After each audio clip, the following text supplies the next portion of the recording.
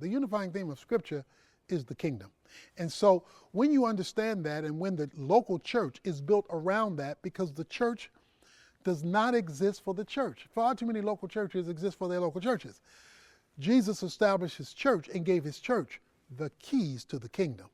The church exists for the kingdom. The moment the local church only exists for the church, it will become ingrown, narrow, and unfocused. But when it exists for something bigger than itself, for the purpose for which it has been established, well, now you've got something really special taking place, because the community will know and feel what the church has done. That's happening in Dallas at our local church as we have taken this kingdom concept. We've adopted 60 public schools providing mentoring and tutoring and family support services to the at-risk students in those schools. We're seeing kids won to Christ, parents won to Christ, but also their lives changed and shifted in a direction that will cause them to make better decisions as parents and as people, to develop a proper work ethic. But we've not only told them what to do, we've tried to build systems to help them do it.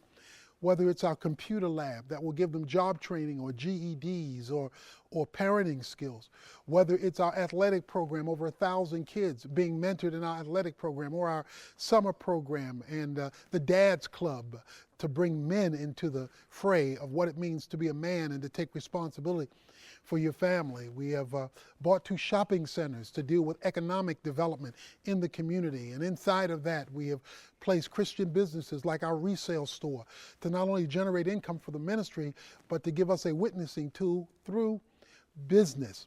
And so we have all of these features just as illustrations. There's a pregnancy center where we deal with life from womb to tomb and surround the ladies with wraparound services for them and their children. And so it goes on and on and on. You have to visit us if you want the rest of the story. We'd love to welcome you here in Dallas to see us.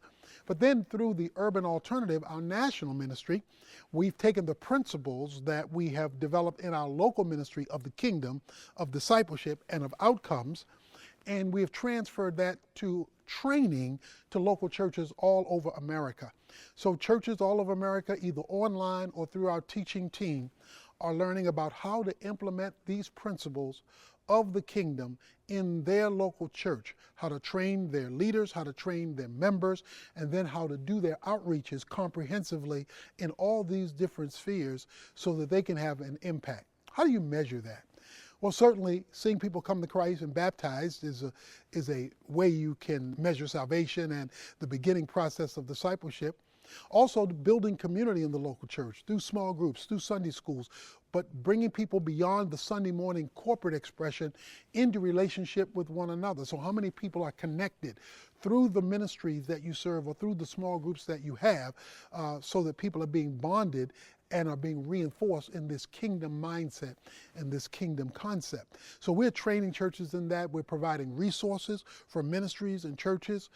We even have superintendents from schools calling us and asking us how we can bring the National Church Adopt a School initiative to their community and unite churches with schools for this impact we're talking about.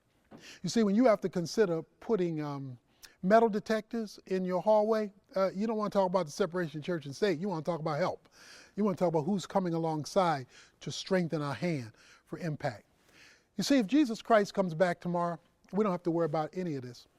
If Jesus doesn't come back for another 200 years, you better worry about all of this, because that's your children and your grandchildren. And it's not just inner city or urban anymore. It's all over the nation.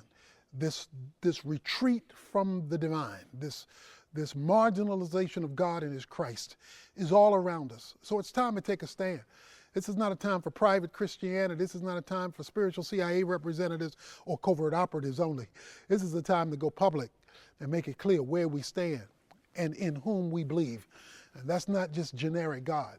That is the Lord Jesus Christ.